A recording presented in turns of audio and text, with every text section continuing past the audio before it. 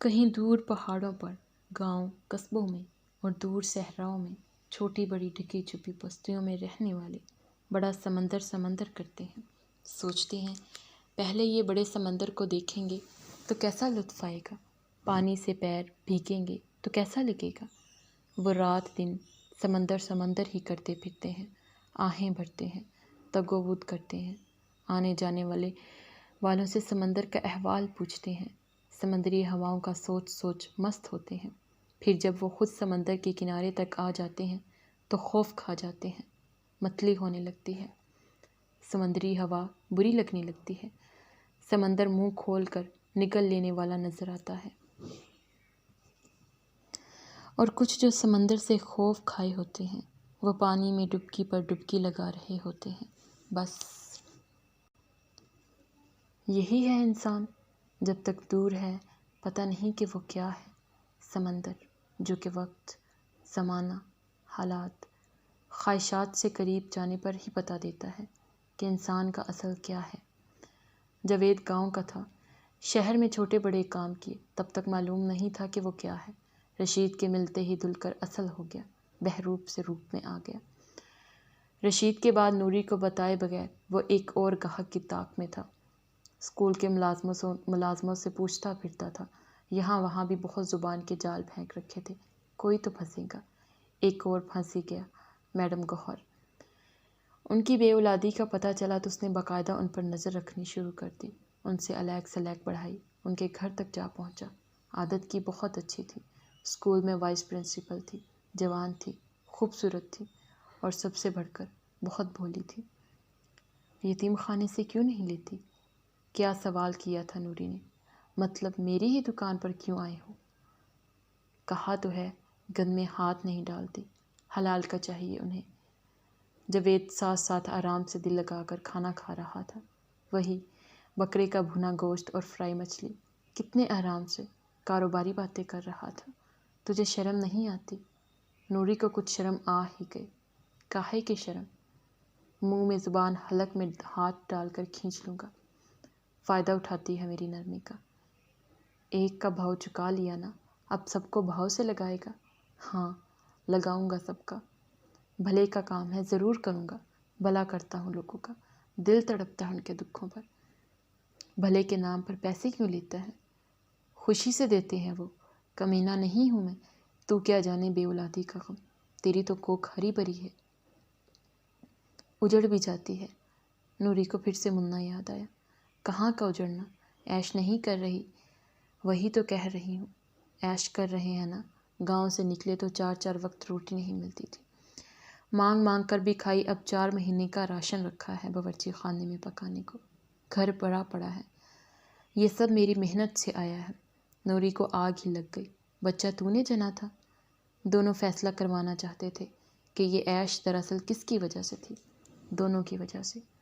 ہاں تو میں جن لیتا، کس پہ اترا رہی ہے اتنا؟ پیچھے سے لائی ہے یہ بچے، پیچھے سے لاتی تو تجھے سودے کرنے دیتی۔ جاوید نے لپک کر اس کی چوٹیاں پکڑی، 4 5 گالیاں دی اور پٹک کر چلا گیا۔ وہ چیخ چیخ کر رونے لگی۔ تھوڑی دیر بعد جاوید آیا، اسے اٹھایا، بٹھایا، منہ آنکھیں صاف کی اور جڑ کر اس کے ساتھ بیٹھ گیا۔ تو میری نوری نہیں۔ جب دونوں میں پیار کی پنگیں بڑھنی شروع ہوئی تھی تو جاوید اسے نہ جانے دینے کے لیے، ہاتھ پکڑنے کے لیے، پاس بٹھانے کے لیے اور ایسے ہی بہت سے ڈھکے چھپے کام کروانے کے لیے لاڈ سے کہا کرتا تھا، اور نوری فوراً اترا کر کہتی تھی، نہیں، مطلب ہاں، پکی ہاں۔ وہ وہی عورت تھی جس کی نہ ہی ہاں ہوتی ہے، وہ عورت بھی جو جلدی مان جاتی ہے، اور خاص کر وہ عورت جو اپنے مرد کی مانتی ہے۔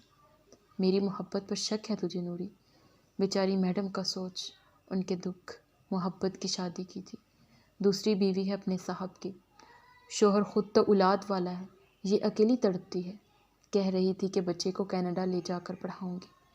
خود سوچ، کینیڈا میں جا کر پڑھے گا ہمارا بچہ، انگریز بنے گا، انگریز، گاڑی، گھر، ہمارے پاس نہ صحیح اس کے پاس تو ہوگا۔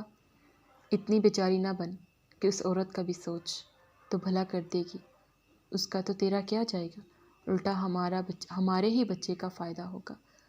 میں تو اپنے بچے کا ہی سوچ رہا ہوں، خوش ہوں کہ جو ہم نہیں دے سکتے وہ کوئی تو دے گا۔ ہمارے بچے بڑے آدمی بن جائیں گے، یہ تھوڑی سی قربانی کی ہی تو بات ہے۔ ماں باپ کیا نہیں کرتے اولاد کے لیے، اپنا آپ بیچ ڈالتے ہیں، بیچ چوہارے میں نالام کر ڈالتے ہیں خود کو۔ نوری سنتی رہی، اٹھ کر نہ گئی۔ جاوید نے اس کے گرد بازوؤں کا حلقہ تنگ کر دیا۔ نوری اس حلقے میں خوشی سے مدغم ہو گئی۔ اسی حلقے میں رہنے کے لیے وہ گاؤں سے بھاگ نکلی تھی۔ مجھ سے تو بھی میڈم کا دکھ دیکھا نہیں جاتا، ورنہ یہ گڑیا 3 کی ہوئی ہے نا، ابھی اسی کی بات کر لیتا ہوں۔ نوری نے فوراً ہاتھ بڑھا کر جاوید کا منہ بند کر دیا۔ گڑیا کا نام مت لے جاوید، چل پھر تو اس کی تیاری کر، دل سے سمجھ لے تو نے کسی اور کا رکھا ہے۔ کس کا؟ نوری نے اتنا بڑا طنز کیا جاوید کا ہاتھ اٹھتے اٹھتے رہ گیا۔ دیکھ نوری، مجھے ایسے تیش نہ دلا، قسم خدا پاک کہ میں تجھے چھوڑ کر چلا جاؤں گا۔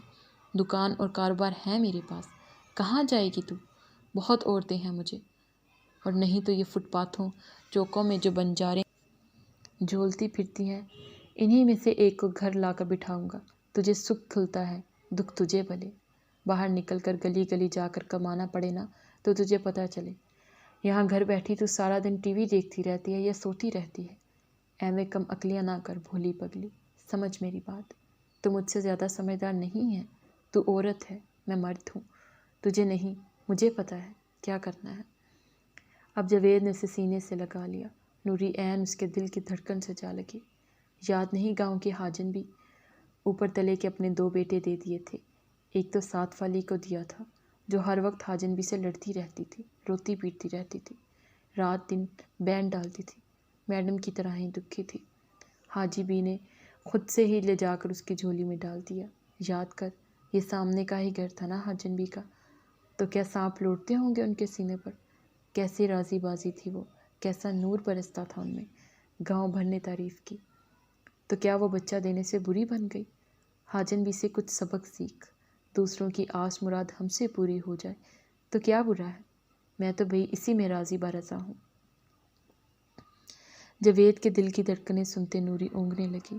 نوری بمشکل 17 سال کی تھی جب وہ جاوید کے ساتھ گاؤں سے بھاگی تھی۔ جاوید ہٹا کٹا 20-22 کا ہوگا، پر 6-7 سال بڑا اور ہی بڑا لگتا تھا اپنی اصل عمر سے۔ گاؤں میں ان کا چکر بہت دیر رہا، بہت جگہوں پر ملے، بہت کونوں میں چھپے۔ جاوید کہتا، سارے گاؤں کو آگ لگا دوں گا اگر نوری کے گھر کوئی اور بارات لایا۔ بارات تو خیر کسی کی نہ آئی، دونوں اپنی بارات لے کر شہر آ گئے۔ جس رات جاوید نے اسے کہا کہ شہر بھاگ چلتے ہیں، اسی رات کے پچھلے پہر دونوں بھاگ گئے۔ سوچنا کیسا، سورج کے اشارے پر جس طرح دن نکلتا ہے، ایسے ہی نوری جاوید کے اشارے پر چلتی تھی۔ گاؤں میں اس نے اپنی پکی سہیلی کو بھی ہوا لگنے نہیں دی، کس کا جاوید کے ساتھ چکر ہے۔ اتنے سال اس کے گھر والے اسے چپ چپیتی گائے سمجھتے رہے۔ وہ 2-2 گھنٹے جاوید کے ساتھ گزار آتی اور اماں بے فکر رہتی، ہوگی 10-12 سہیلیوں میں سے کسی ایک کے پاس۔ وہی اماں اسے رات کے پچھلے پہر اپنی 2 آنکھوں سے بھاگتے ہوئے دیکھ لیتی تو بھی یقین نہ کرتی کہ یہ نور فاطمہ بھاگی جا رہی ہے۔ سارا دن زبان منہ میں دیے بھیڑ بکریوں کی طرح کام کرنے والی نوری، خاندان کے ہر چھوٹے بڑے لڑکے کو بڑھ بڑھ کر برا جی برا کہنے والی، کسی چھوکرے کے ساتھ رات گئی بھاگ رہی ہے۔ نوری کے لیے بس جاوید ہی ناخدا تھا، جی جان لگا کر اس کی پرستش کرتی، گھر سے بھاگ آئی تھی۔ ایک بار نہیں سوچا کہ غلط کر آئی ہوں، جائز ہے یا ناجائز، غلط درست کے چکروں میں پڑنے والی نہیں تھی وہ۔ جاوید خود تو خیر کیا ڈرتا، اسے ضرور ڈرا کر رکھتا اس کے باپ اور بھائیوں سے۔ وہ اسے کہتا کہ وہ تو بھاگ جائے گا، گردن تو نوری کی پکڑی جائے گی۔ نوری ڈر جاتی۔ جاوید منہ کھول کر پرانے انجن کی سی آواز لیے ہنسنے لگتا۔ نوری 100 بار پوچھتی، قسمیں لیتی، تو مجھے چھوڑ کر بھاگے گا تو نہیں؟ بتا، بول۔ اور وہ انجن چلائے ہی جاتا، اور جب وہ رونے لگتی تو بریک لگا کر اسے اپنے ساتھ لپٹا لیتا۔ اگر تیرے بھائیوں نے میری گردن دبوچ لی تو بھاگ جائے گی کیا؟ نوری فوراً سر نفی میں ہلا دیتی۔ ساتھ جینے مرنے کی قسمیں ابھی یاد تھی۔ پھر میں کیسے بھاگ سکتا ہوں؟ تو میری نوری، میں تیرا نور، انور، بات ختم۔ جاوید نوری کو سینے سے لگائے پیار کی لوری سنا رہا تھا۔ جو عورت محبت میں غرق ہو جاتی ہے، وہ جائز اور ناجائز سے تو پرے ہی ہو جاتی ہے۔ وہ محبت ہی کیے جاتی ہے، محبت ہی کی جاتی ہے، کسی کام کی نہیں رہتی، اسی لیے کوئی ڈھنگ کا کام نہیں کر پاتی۔ وہ عورت جو محبت کو ہی دین ایمان بنا لیتی ہے، مرد کو خدا اور سر جھکانے کو عبادت، ایسی عورت کسی کام کی نہیں رہتی۔ اب یہ نہیں تھا کہ جاوید ہی بے غیرت تھا۔ نوری اپنی سہیلیوں کی نظریں بھٹکا کر بندے، ہار چرانے والی، ان کی چیزیں اٹھا کر پلوں میں دبا کر بھاگ جانے والی بھاپیوں کے میکے سے آئے مربے، مرونڈے، چوری چھپے منہ بھر بھر کھانے والی بے ایمان نوری، دور پرے کی پھوپھی خالہ یا اپنی سگی بہنوں کی جاتی تو چھوٹی بڑی ہزاروں چیزیں اٹھا لاتی۔ حاجن بھی قرآن خوانی کرواتی تو سستی کی ماری ایک صفحہ پڑھتی، دو چھوڑ دیتی، باقی کا سارا وقت ہونٹ ایسے ہی ہلائے جاتی، ساتھ ساتھ تھوڑا اونگ لیتی یا ذرا اوٹ میں ہو کر سپارہ ہاتھ میں لیے جاوید سے ہوئی ملاقات کو یاد کر لیتی۔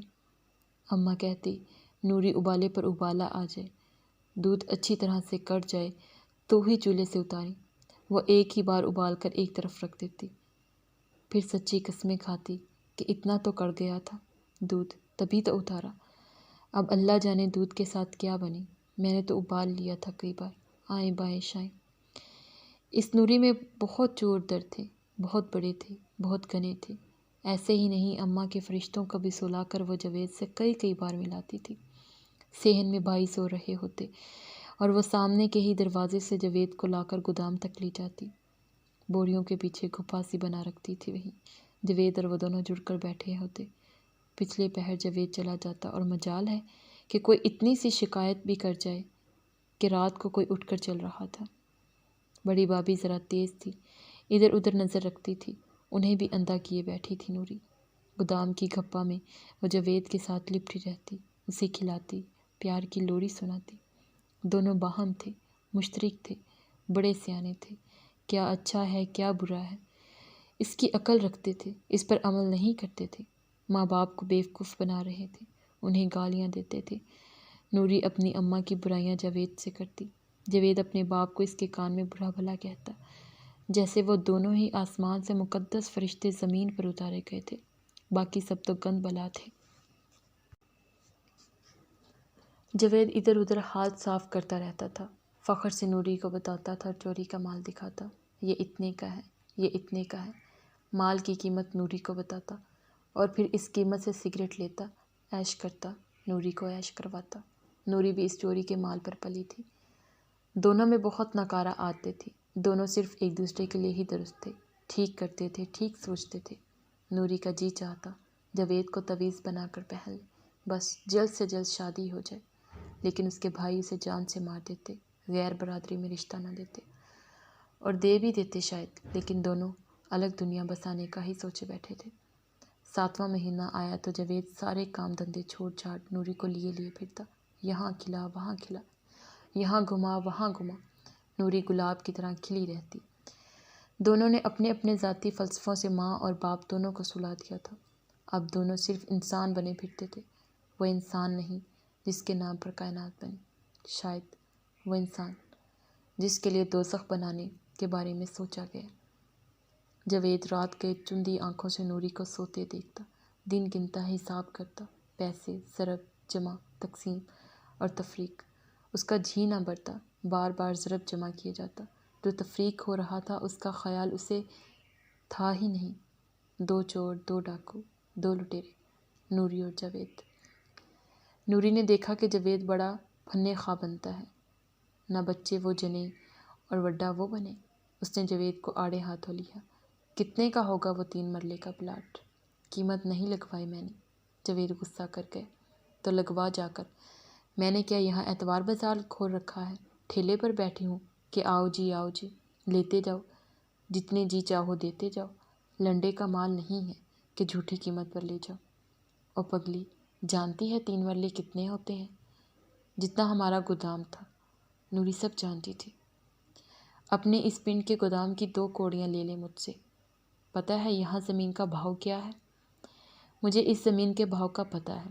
اس نے پیٹ کی طرف اشارہ کیا، یہ پلاٹ کی طرف بھی میں ہی لایا ہوں اسے، سودا نہیں کر رہی وہ۔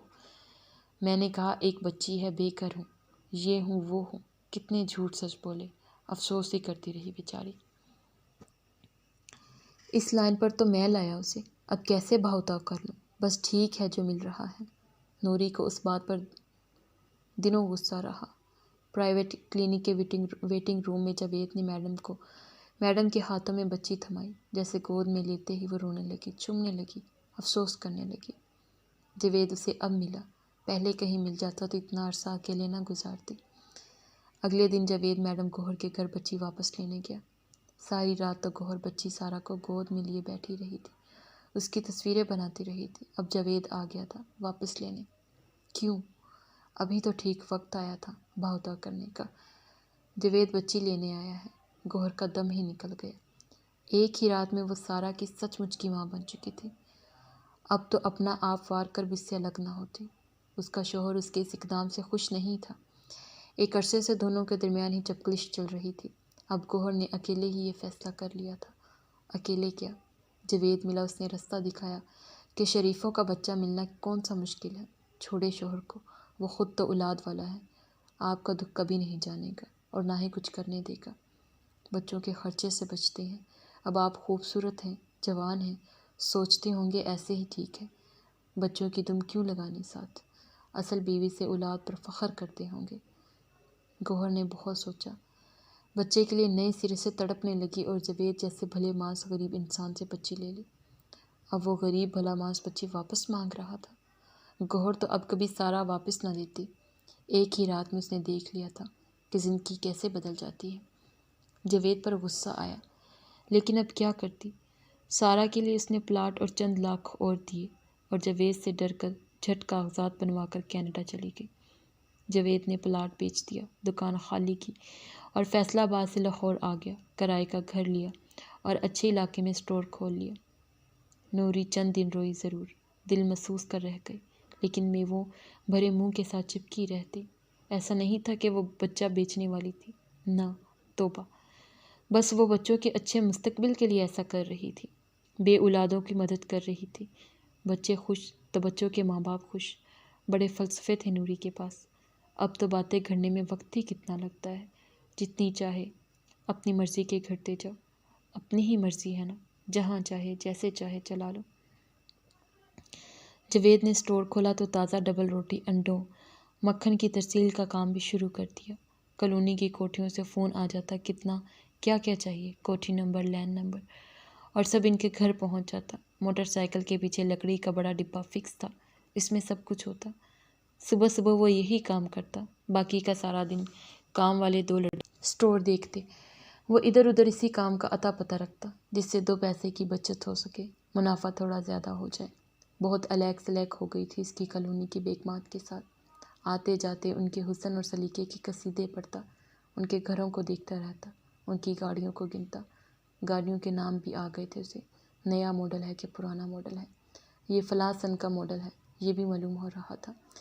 ایک پستول بھی خرید لی تھی اس نے، پاس رکھتا، نوری کو ڈراتا، اب خود ڈرنے لگا تھا نوری کے گھر والوں سے۔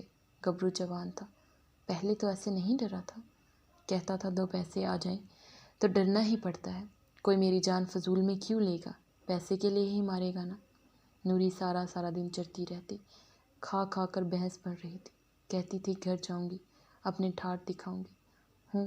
کتنا لڑتی تھی وڈی بھرجائی کہ میرے ٹرنکوں میں گھس کر چیزیں کھا جاتی ہے، منہ پر مار آؤں گی، وہ ساری چیزیں کھاتی پھرے گی سارا سال۔ جاوید سوچ میں پڑ گیا، ہاں، اگر انہیں دکھا آئے اپنے ٹھاٹ تو ڈر بھی جاتا رہے۔ پستول رکھی، کھلی الماری کو بھی تالا لگا دے گا وہ پھر۔ جاوید نے کرائے پر ایک کار لی اور نوری گڑیا کو بٹھا کر گاؤں لے آیا۔ پہلے اپنے گھر گیا، ماں نے بٹھایا، ماتھا چوما، گڑیا کو گود میں بٹھایا، نوری کو منہ بھی نہ لگایا۔ بھاوجی آئی، 4 باتیں دونوں کو سنا کر چلتی بنی۔ بھائی گھر ہی نہ آئے، ابا ایک طرف بیٹھا حقہ پیتا رہا، جیسے گھر میں کوئی آیا ہی نہیں۔ جاوید نے 1000 کے کئی نوٹ اماں کو نکال کر دیے، انہوں نے پلو سے باندھ لی اور پھر جاتے وقت گڑیا کے ہاتھ میں دے دیے۔ جاوید کا منہ بگڑ گیا، تو نے دیے، میں نے رکھ لیے، اب میری طرف سے یہ گڑیا کے لیے۔ کیا ضرورت تھی آنے کی؟ جاوید جل بن گیا۔ ابھی کچھ دیر پہلے ابا نے منہ اندر کی طرف کر کے کہا تھا کہ وہ جو ڈبہ گلی میں کھڑا ہے اسے پرے کروا، آنے جانے والوں کو تنگی ہو رہی ہے۔ ہمیں تو اس گاؤں میں رہنا ہے، گاؤں والوں کا ہی خیال رکھنا ہے۔ دونوں کے ٹھاٹ پاٹ وہیں راکھ ہوئے، منہ اتر گئے، پیسہ جیب میں ہی پڑا رہ گیا۔ کار گدا گاڑی سے بدتر لگنے لگی۔ جاوید نے نوری کے گھر کی طرف کار کی۔ دروازے پر بڑا تالا لگا تھا۔ گاؤں میں تنہا پرندہ بھی اٹھ کر نکل جاتا تو سب کو خبر ہوتی۔ ان کے آنے کی خبر ہی نہیں ہوئی ہوگی۔ مرگوں میں بھی جاتے تو ایک کو گھر ضرور چھوڑ جاتے۔ اماں کہتی، منہ تو صرف قبروں کے بند ہوتے ہیں، گھروں کے در کھلے ہی رکھنے چاہیے۔ کار کی ڈگی میں رکھے شہری کپڑے، پراندے، شیشے کے گلاس، سیب کے مربے، دیسی گھی کی مٹھائی کا ڈبہ بڑے کہکے لگا رہے ہوں گے۔ نوری کی آنکھیں گیلی ہو گئی۔ جاوید کو کار میں ہی چھوڑ کر وہ حاجن بی کے گھر آئی۔ حاجن بی نے پیار سے بٹھایا، پانی کا پوچھا۔ اس نے گھر والوں کا پوچھا، وہ مسکرائی۔ ٹھیک ہیں سب؟ کہاں گئے ہیں سب؟ جاوید اندر کیوں نہیں آیا؟ وہ یہ سوال کرنے لگی۔ نوری اٹھ کھڑی ہوئی، کار میں بیٹھ کر بلا وجہ گڑیا کو مارا۔ اب نہیں لاؤں گا تجھے، عزت سواہ کر دی میری۔ ابا کو دیکھا تھا، گوبر کے پاس بیٹھا رہا، گند میں حقہ گڑگڑاتا رہا، مچھر مکھی کی بن بناہٹ سنتا رہا، ہمیں کتا سمجھ کر خوش بھی نہ کیا۔ جاوید سارے راستے بکتا رہا۔ نوری چپ رہی، اس کے گھر والوں کو بھی گالیاں دیتا رہا۔ نوری نے کام والی کو ساری چیزیں اٹھوا دی۔ اسے منہ کھول کر حیرت کے اظہار کا سلیقہ بھی نہ آیا۔ جھپٹ کر چیزیں نکل گئی کہ باجی سٹھا گئی ہے، کہیں عقل ہی نہ پکڑ لے۔ گاؤں کا اپنا رستہ نوری بھاگ کر بند کر آئی تھی نا، اس پر لگا تالا بھی کل دیکھ آئی تھی، تسلی ہو گئی تھی۔ جاوید نے پستول والی الماری کو تالا لگا دیا۔ وہ تو گھر کو ہی تالا لگا کر بھاگ لیے تھے، اس کے پیچھے خاک آئیں گے۔ نوری کا خیال تھا کہ اس کے بھائی گاؤں گاؤں پھرے ہوں گے اسے ڈھونڈتے، ریلوے اسٹیشن، لاری اڈے، جانے کہاں کہاں مہینوں کھپتے رہے ہوں گے۔ نوری مل جائے، کہیں نوری مل جائے، مارنا ہی ہے، لیکن پکڑ میں تو آئے۔ انہوں نے تو اسے اتنی دقت میں نہ دی کہ ڈھونڈ کر مار ہی ڈالیں۔ انہوں نے شاید زمین پر تھوکا ہوگا۔ آہ تھو، اماں سمجھ لے، وہ کبھی اس گھر میں رہی ہی نہیں، پیدا ہی نہیں ہوئی، بھاگ گئی ہے نا۔ اولاد والی ہوگی تو اولاد اس سے بھاگے گی، بار بار بھاگے گی۔ ایک بار کی باغی بار بار بھاگتی ہے، ٹھکانے بدلتی ہے، بدلتی ہی رہے گی۔ بھائیوں نے ٹرنک میں سے کپڑے نکال کر آگ لگا دی ہوگی، ہر نشان مٹا دیا ہوگا اس کا۔ اگر جو کوئی اس کا پوچھ ہی لیتا تو صاف کہتے ہوں گے، کون نوری؟ ہم تو نہیں جانتے، ہم سے نہ پوچھو۔ اماں نے جہیز کا سامان نکال کر نائن یا چمارن کو اٹھوا دیا ہوگا، اور ابا اس نے زمین پر 2-3 بار چپل ماری ہوگی۔ میرے لیے تو یہ گو موت ہوئی۔ ابا کی جب کسی سے لڑائی ہوتی تو وہ زمین پر تھوک کر 2-3 بار چپل مار کر 2-4 گالیاں دے کر کہتا، لو یہ پڑا ہے، یہ کر لو جو کرنا۔ پھر کبھی ابا اس کی طرف پرت کر نہ دیکھتا۔ تو اب وہ بھی ان سب کے لیے گو موت ہوئی۔ گند، اس کا ابا کتنی جلدی اس کی اصلیت جان گیا۔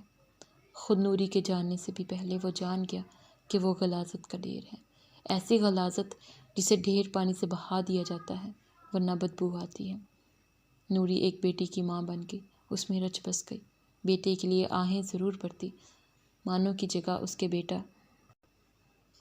ہوتا تو اس کا دل خوش ہو جاتا۔ گڑیا اسکول جانے لگی۔ مہینے میں ایک بار نوری پارلر چلی جاتی، بال بھی رنگوا لیے تھے۔ کئی بار جاوید نے بتایا کہ بیگمات کیسے چلتی ہیں، چھوٹے چھوٹے قدم اٹھا کر، ایسے جیسے ہوا میں ہلکورے لے رہی ہوں۔ تو بھی ایسے چلا کر۔ وہ ویسے تو خاک چلتی ہیں، کچھ قریب قریب ضرور ہو گئی تھی۔ باہر نکلتی تو چال کو قابو میں رکھتی، اور گھر آتے ہی گم کیے سانس کی طرح چال کو ایک دم سے کھلا چھوڑ دیتی۔ بہت سی چیزوں کا ملغوبہ بن گئی تھی، بال رنگوانے میں، کٹوانے میں، برقع پہننا ہے، نقاب نہیں کرنا، جھینگا چٹخارے کے لیے کھانا ہے، پیٹ بھرنے کے لیے نہیں، نان کباب کھانے ہیں، جھینگے سے زبان بھرتی ہے، پیٹ نہیں۔ بے شک زبان بھرنے والے کھانوں سے پیٹ بھر کر حلق تک آ جاتا۔ کام والی کام کر جاتی تو اس کی چندی آنکھوں کو گند نظر آنے لگتا۔ پانی کا پائپ لگا کر فرش دھونے بیٹھ جاتی۔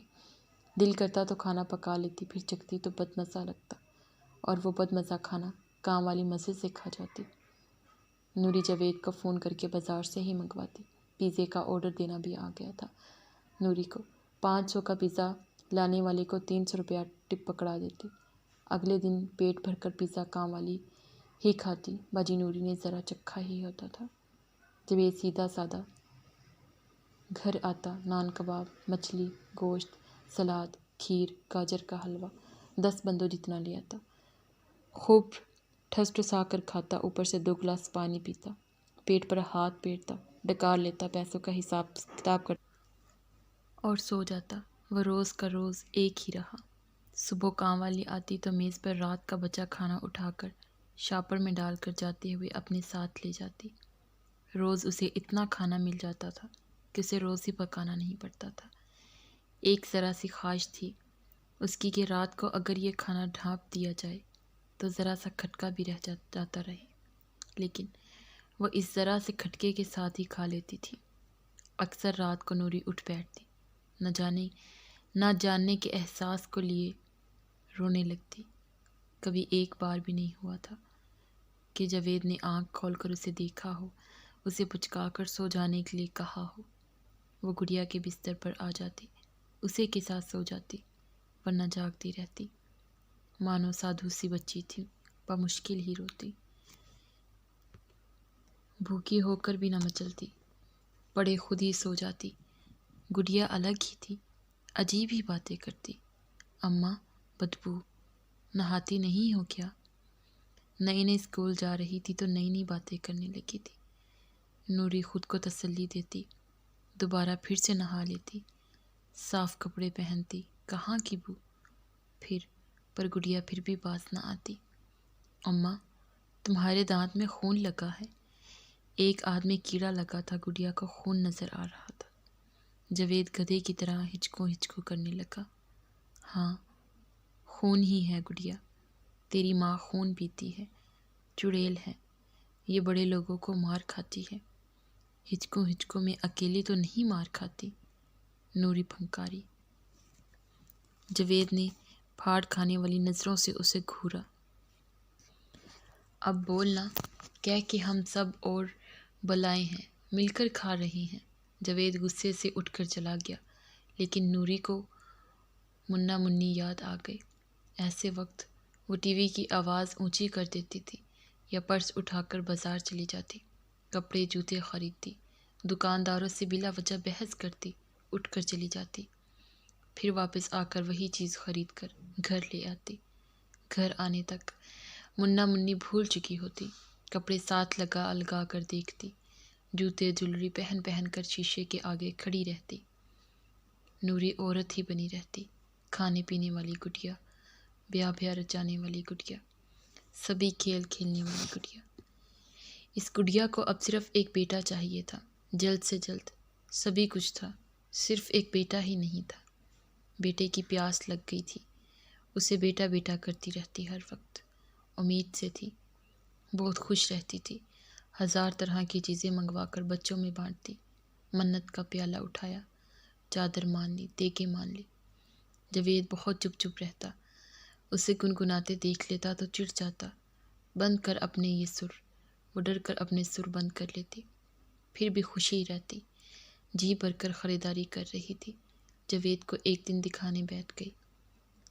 جاوید نے سارے شاپر اٹھا کر الماری میں رکھ کر تالا لگا دیا۔ وہ منہ کھول کر اسے دیکھنے لگی۔ تالا کیوں لگایا؟ اس کی آواز کانپ رہی تھی۔ ابھی انہیں تالے میں ہی رہنے دے، دیکھیں گے کب باہر نکالنا ہے۔ جاوید سگریٹ سلگا کر سوٹے لگانے لگا۔ ایک اور گاہک، ایک اور سودا۔ نوری بت بن گئی۔ کیسے دل لگا کر کام کرتا تھا جاوید، فارغ رہتا ہی نہیں تھا۔ اس کا باپ اسے ایک ہی گالی دیا کرتا تھا، کمذات۔ گالی چھوٹی تھی، بہت گہری تھی۔ وہ ذات کا کمینہ اور خواص کا شیطان تھا۔ بالا ہی بالا گندم کی کئی بوریاں بیچ کر کھا گیا تھا۔ ابا کو پتہ چل ہی گیا کہ گودام میں سے گندم جا کہاں رہی ہے۔ وہ گھر کو ہی بیچ کھانے والوں میں سے تھا۔ اماں کی سونے کی بالیاں، بڑی چھوٹی پیٹی میں رکھے پیتل تانبے کے بڑے بڑے پتیلے، لوہے کی بالٹیاں، چمٹے، گلاس، جگ۔ گھر والے کسی شادی مرگ میں جاتے، وہ پیچھے کچھ نہ کچھ بیچ کر کھا جاتا۔ گھر کا کاٹ کباڑ تو وہ سامنے ہی سائیکل پر لاد کر کباڑیے کے پاس لے جاتا۔ باقی کا سب ادھر ادھر ہو جاتے تو نکال کر لے جاتا۔ اماں کا چاندی کا لوٹا تھا، کبھی کبھار وضو کے لیے استعمال کر لیتی تھی۔ ایک دن وہ لے اڑا، اماں نے 2 تھپڑ لگائے۔ وضو کی چیز بھی نہ چھوڑی بدذات تو نے۔ وہ ہر چیز پر نظر رکھتا کہ کیا کیا بک سکتا ہے، اٹھا اٹھا کر چیزیں دیکھتا، یہ اتنے کی نکل جائے گی، وہ اتنے کی نکلے گی، موقع کی طاق میں رہتا، گھر والوں کی لان تان سے ذرا نہ گھبراتا۔ اگر کوئی بیپاری بن جائے تو وہ اپنے سونے کا بستر اور پہنے کپڑے بھی بیچ ڈالتا ہے۔ مول کھڑے کرنا ایسا نشہ ہے کہ پیسہ بے شک زمین میں دبا دے یا دریا میں بہا دے، مول کھڑے کرنے سے باز نہ آئے۔ اپنے گاؤں کے گھر میں لوٹے گلاس پر نظر رکھ کر دل ہی دل میں اس کا بھاؤ لگانے والے جاوید نے اب ایک ہی زمین پر نظر رکھ چھوڑی تھی، مول بھی اسے معلوم تھا اور تول بھی۔ ذات کا کمینہ، خواص کا شیطان۔ کوئی بیگم تھی جن کے جنگلے پر جاوید انڈے ڈبل روٹی کی ترسیل کیے جاتا تھا، جانتا تو وہ ہر بنگلے کی ہر بیگم کو تھا، آنکھیں جو تراش لی تھی، اپنی اب سب پر نظر رکھتا تھا۔ بیگم کی سہیلی تھی امریکہ میں، چند سال ہوئے شادی کو، لڑکی بانجھ تھی، معجزے سے ہی ماں بن سکتی تھی، خاندان سے چھپا کر بیٹھے تھے دونوں میاں بیوی۔ جاوید نے بیگم سے بات طے کر لی، بیگم اور سہیلی مریم رابطے میں تھی۔ میڈیکل چیک اپ کی رپورٹس امریکہ فکس ہونے لگی، نوری ذرا مہنگے کلینک لے جائی جانے لگی۔ مریم اور اس کا شوہر سیاحت کا کہہ کر امریکہ سے نکلے پیرس گھومنے، وہاں سے جرمنی، ترکی کو پار کرتے پاکستان آ گئے۔ مریم نے امریکہ فون کر کے اپنے امید سے ہونے کا بتا دیا، مزید یہ کہ سفر منع ہے، بیبی لے کر ہی امریکہ آئیں گے۔ یہ تو اتنی بڑی اسامی تھی کہ جاوید کی راتوں کی نیند اٹھ گئی۔ کیا مانگے، کتنا مانگے، کیا چھوڑے، کیا لے؟ جاوید مریم اور اسفند سے ملا بے حد خوبصورت تھے، اپنا کہہ کر بچہ گود لے جا کر خاندان والوں کی گود میں ڈالنے والے تھے۔ پہلے انہوں نے کاغذات بنوائے بچے کی سپردگی کے، اب اتنے بھی الو کے پٹھے نہیں تھے کہ امریکہ سے آئے دنیا گھومے تھے، جانتے تھے کوڑیوں کے بھاؤ رلتے ہیں بچے، تیری دنیا میں جتنے چاہو اٹھا لو۔ وہ تو انہیں عین وقت پر ان کی منصوبہ بندی کے مطابق چل رہا تھا تو دو پیسے بھی دے رہے تھے۔ چند لاکھ پاکستانی روپے ہاتھ میں تھمائے، دستخط کروائے اور یہ وہ جا۔ جاوید تو دیکھتا ہی رہ گیا، اس کی تو ایک نہ چلی۔ ان کی انگریزی گٹ پٹ اس کی سمجھ میں نہیں آتی تھی، بیگم ہی درمیان میں رہی۔ جاوید کا منہ کڑوا ہو گیا، چند لاکھ امریکن ڈالرز کی جگہ وہ اسے پاکستانی پیسے دے گئے تھے۔ جاوید پچھتایا، مول ٹھیک سے نہیں کمایا، رہا نہ وہ سیدھا سادہ گاؤں کا دیہاتی جسے سب شہری الو بنا جاتے تھے۔ سو گالیاں دی انہوں نے، نوری سے بھی منہ ماری ہوئی، بیگم کا بھی سر کھایا، اس نے 16 آنے کی بات منہ پہ ماری۔ 2 پیسے کی چیز تھی، وہ تو لاکھوں میں لے گئے۔ میرا بچہ 2 پیسے کا تھا؟ جاوید برا مان گیا، چلانے لگا۔ 2 پیسے کا نہ ہوتا تو قارون کے خزانے پر بھی کسی کو نہ دیتے۔ کمال کی بات کر دی تھی بیگم نے، ایسے ہی بنگلے میں نہیں رہ رہی تھی۔ بد شکلوں والے یہ امیر لوگ مر کیوں نہیں جاتے؟ اس بار نوری مہینوں روتی رہی، اس بار بیٹا تھا، پر جاوید نے اس کی سنی نہ کچھ سوچا۔ کلینک سے بیٹا لے کر نکل گیا، کار میں تھے وہ تینوں، لڑکا لیا، چیک دیا، دستخط وہ پہلے ہی لے چکے تھے اور سودا ختم۔ جاوید کا اندر ٹھنڈا تھا، چنگاری نوری کے اندر بڑکی۔ جاوید سے بہت مار کھائی، پیار سے سمجھایا، منایا، نہیں مانی تو خوب مارا۔ کون کسے الزام دیتا، کسے گناہ گار کہتا، خود کو بری کیسے کرتا؟ نوری کیسے جاوید کی طرف انگلی کرتی، باقی کی 4 خود اس کی طرف اٹھتی۔ نور کس کو جا کر کہتی کہ جاوید کو روکو، اپنے باپ کو یا جاوید کے باپ کو؟ دونوں کے باپ دونوں کو دھتکار چکے تھے، وہ کس کے پاس جاتی اور جاتی بھی کیوں؟ وہ تو نوری بنی رہی جاوید کی محبوبہ، اب جاوید کو کون روکتا؟ مل کر کھیل شروع کیا تھا، اب ایک بھلے سے پیچھے ہٹ جائے، دوسرا تو کھیلے گا اپنی مرض، اپنی چاہ سے۔ اس ایک منع پر ہی بس نہیں ہوتی، ڈھلتی عمر کی ایک وکیل بیوہ فاخرہ نے ایک لڑکی لے لی، جاوید نے دی تو اس نے لے لی۔ پشتوں سے خاندانی دشمنی چلی آ رہی تھی، 2 بہن بھائی ہی بچے تھے، بھائی بیرون ملک جا کر لاپتہ ہو گیا، سالوں بعد بڑی بہن سے رابطہ کر لیتا، ڈر ہی رہتا کہ کوئی رابطہ اسے لے ہی نہ ڈوبے۔ ساری جائیداد پر قبضہ ہو چکا تھا، سب کی جانیں جا چکی تھی، فاخرہ کا شوہر بھی اسی دشمنی کے ہاتھوں قتل ہوا، بس اسی قتل کے لیے آواز اٹھا رہی تھی، انصاف چاہتی تھی، سالوں سے جی جان لگا کر مقدمہ لڑ رہی تھی، شوہر کے قاتلوں کو سزا دلوا کر ہی چھوڑنا چاہتی تھی۔ اپنی پریکٹس بھی تھوڑی بہت چل رہی تھی، ایک بار خودکشی کی کوشش بھی کر چکی تھی۔ جاوید کا آنا جانا تھا اس کی اجاڑ کوٹھی میں۔ جاوید نے ہی سمجھایا کہ اپنی اجاڑ زندگی کو آباد کر لے، کوئی بچہ لے کر پال لے۔ ایک بار گئی تھی ایک ادارے سے بچہ لینے، خاندانی دشمنی کی تاریخ کا سن کر انکار کر دیا۔ ایک نے ضمانت مانگی کہ میں بچے کی سیکیورٹی کی ضمانت دے دوں، میری اپنی جان کی ضمانت نہیں ہے۔ چوکیدار آئے دن بھاگ جاتے ہیں، بھائی ملک و ملک بھاگ رہا ہے، میرا تو ایسے منہ چھپا کر بھاگے پھرنے کو جی نہیں چاہتا۔ شوہر کے گھر کو چھوڑ کر کیسے چلی جاؤں؟ موت جب آئے گی کسی بھی جگہ آئے گی۔ اس اکیلی دکھیاری بیوہ عورت کو جاوید نے اپنی بیٹی دے دی تاکہ اس کی زندگی میں بہار آ جائے۔ امیر دیوالیہ بھی ہو جائے تو فقیر نہیں بنتا۔ جاوید نے ایسے ہی بچی نہیں دی تھی میڈم فاخرہ کو، وہ بھی فقیر نہیں ہوئی تھی، اپنی طرف سے کچھ نہیں دیا تھا، لیکن گھر کی ہر چھوٹی بڑی چیز بیچ آنے والے کے لیے وہ بہت تھا، بہت تھا۔ پلاسٹر کے برتن بنانے والی فیکٹری تھی، فی الحال بند تھی۔ جاوید نے چپکے سے جا کر جائزہ لیا۔ جاوید کا ہلکا احباب کم نہیں تھا، وہ تو عورت تھی، کیا قبضہ چھڑواتی، یہ تو مردوں کے کام ہوتے ہیں۔ جاوید ہٹا کٹا گھاک، عیار اور پھر دلال، اس کے تو بائیں ہاتھ کا کام تھا قبضہ چھڑوانا۔ اصل کاغذات لے کر جاوید لاہور کے بڑے اور مانے ہوئے بدماش گڈو کے پاس گیا۔ گڈو نے کاغذات دیکھے، فیکٹری دیکھی اور فیکٹری کے آدھے مالکانہ حقوق پر راضی ہو گیا۔ سودا یہ بھی گھاٹے کا نہیں تھا، بیکار سے مفت بھلا اور مفت سے آدھا۔ 6 مہینے کے اندر اندر گڈو نے فیکٹری کا قبضہ لے لیا۔ بدماش ہی وہاں قبضہ کیے بیٹھے تھے، بدماشوں نے ہی قبضہ چھڑوا لیا۔ اس ساری رات جاوید سو نہیں سکا، اس کے خواب و خیال میں بھی نہیں تھا کہ کبھی وہ ایک سائیکل کا ہی مالک بن جائے گا۔ آج وہ ایک فیکٹری کا مالک بن چکا تھا، برتن بنانے کا پلانٹ لگا ہوا تھا۔ فیکٹری چالو کرنے پر جو لاگت آئی وہ گڈو نے اٹھائی اور وہ 3/4 کا مالک بن گیا۔ یہ تو ہونا ہی تھا، بدماشوں کی بدماشی سے کوئی نہیں بچتا۔ جاوید اندر ہی اندر کھولتا رہا، لیکن کیا کرتا؟ چوں چاں کرتا تو قتل ہو جاتا۔ اب جو تھا بہت تھا۔ نوری نے جو وائی تباہی مچائی تھی اسی کا انجام تھا یہ۔ گھر آ کر جاوید نے نوری کی خوب دل لگا کر دھلائی کی۔ تیرے رونے کی نحوست پڑی ہے سب پر، سب کچھ ہاتھ سے گیا۔ پوری فیکٹری کا مالک اب 1/4 کا حقدار رہ گیا تھا، سب نوری کی نحوست کی وجہ سے ہی ہوا تھا۔ تیرا باپ بہت بیمار ہے نوری۔ شام کو جاوید کو ایک دم سے یاد آیا، اسے بتاتا اس کا رابطہ تھا گاؤں سے، یار دوستوں کے ساتھ۔ زیادہ بیمار ہے ابا، دیکھا جا کر۔